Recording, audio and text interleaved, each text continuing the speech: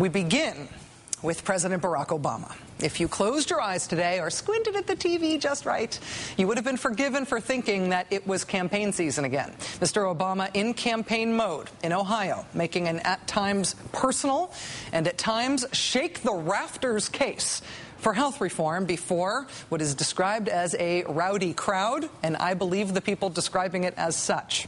Why did the president do this today in Ohio? Here's why. Last month, I got a letter from Connie's sister, Natoma. She's self-employed. She's trying to make ends meet. And for years, she's done the responsible thing, just like most of you have. She bought insurance.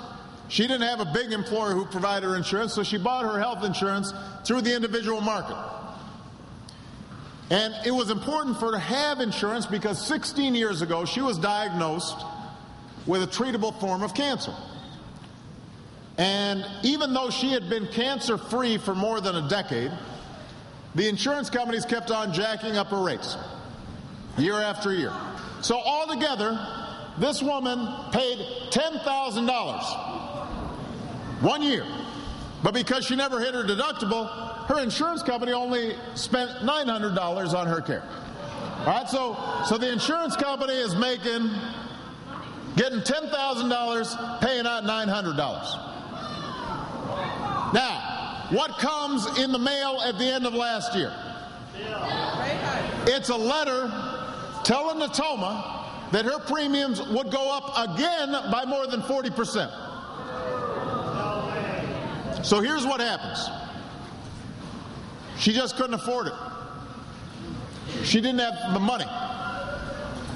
She realized that if she paid those health insurance premiums that had been jacked up by 40%, she couldn't make her mortgage. That was the letter that I read to the insurance companies, including the person responsible for raising her rates. This was less than 2 weeks ago. Unfortunately, Natoma's worst fears were realized. On Saturday, Natoma was diagnosed with leukemia. Now, the reason Natoma's not here today is that she's lying in a hospital bed, suddenly faced with this emergency, suddenly faced with the fight of her life.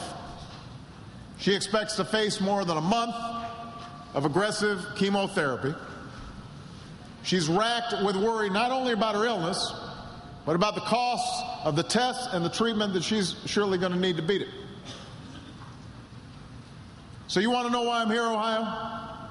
I'm here because of Natoma.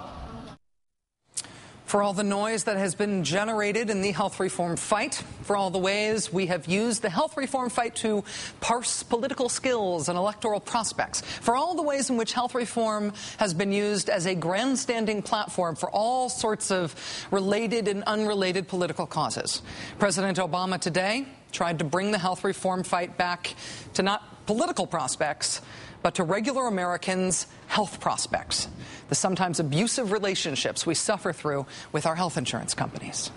The president also using that campaign-style rhetorical power today to pressure politicians whose very real votes he will need in order to make health reform happen. Listen to this. Your own congressman, who is tireless on behalf of working people, Dennis Kucinich.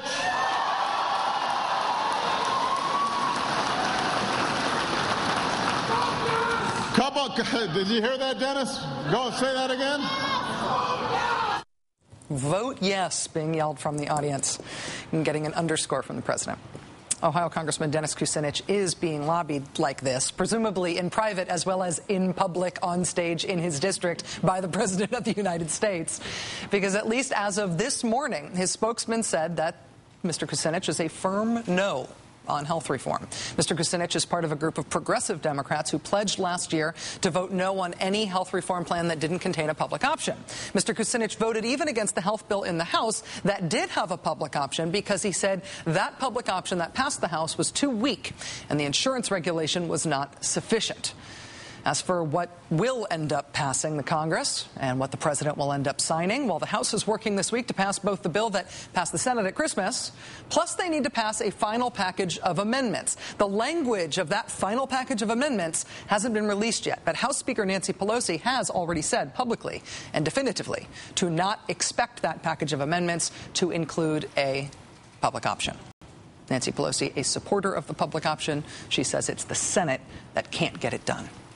Joining us now is Senator Sherrod Brown, who was with the president today in his home state of Ohio. Senator, appreciate your time. Thank you. Glad to be back. Thanks, Rachel. As someone who is strongly in favor of health reform, tell me how it helps get health reform to have the president stumping for it the way he did today in Ohio. Well, the Republicans have, not even Republicans, conservatives for 2 or 3 generations have defeated things by appealing to fear, whether it's McCarthyism or fear of immigration or race or crime or the Russians or any of these issues, terrorism and this health care bill. They tried it with Medicare in 1965, government takeover. Then it was the John Birch Society. Today it's the Tea Parties. It's the same thing. And the best answer to that, the best antidote to fear, I think, Rachel, is stories about human beings. 390 Ohioans every day lose their health insurance. I go to the floor day after day, particularly last fall leading up to the December 24th vote, reading letters from people who thought they had good insurance 2 years ago, and then they got sick, or they had a child with a pre-existing condition, or for some reason they lost their insurance. They needed it. They needed their insurance. That's when they realized it wasn't adequate. Those are the stories that appeal to people, and I think members of Congress understand that, and I think the president's doing it exactly right. He's not just, pulling at heartstrings. He's really telling how the health insurance system too often abuses people who get sick, and the anxiety people feel, and all of that as we consider this bill. Assuming that the House does pass the Senate bill, and this package of fixes the Senate then will have to pass using reconciliation in order to get to run the filibuster. Senate Republicans say they will offer tons and tons and tons of amendments to slow the process down at that point, to not only delay it further, but to try to kill it through that delaying mechanism. Do you know how you plan to get around that? The Republicans are actually going to try to delay. Is that right? I mean, it's the same old story. And I think it's finally catching up with them. I've seen the last 2 weeks coming back with the president talking about this. I just feel something different now. I'm hearing more stories from people who used to kind of buy into the scare tactics, the death panels, and some of that. I think people are more and more understanding that Republicans are all about obstructionism. When they say, let's start again with a blank sheet of paper, a clean sheet of paper, people know that's all basically a smokescreen to defeat the bill. To slow something is the best way to defeat it, and they know we won't start again, not for another decade. So I think the public's pretty much become onto this. Is now onto this, and the Republicans doing all these amendments. We're going to just sit there and answer them and vote them down, because they'll all be message amendments. They'll be all just amendments to try to play to people's fears, and we're going to pass this bill as many overnights. I mean, I'll stay till midnight. I'll stay till 3 a.m. We'll do it the next night, the next night, and the next night. They're going to think they're going to inflict pain on Democrats by making us stay up. We'll stay up. We'll do whatever we have to do. This is too important. A bunch of politicians are going to have to do what we have to do to make this happen, and they can try to delay, but it's going to catch up with them in the public eye, I think. In one issue that has been very, very popular among voters, even as it has been such a political football on Capitol Hill, is this issue of the public option. It's part of the objection that Dennis Kucinich has to the bill. He's obviously being lobbied very hard by the president and others to change his vote and vote yes. People don't expect the public option to be in the final reconciliation package right now, but does that mean that it's really and truly dead? Should we not expect the public option anytime soon?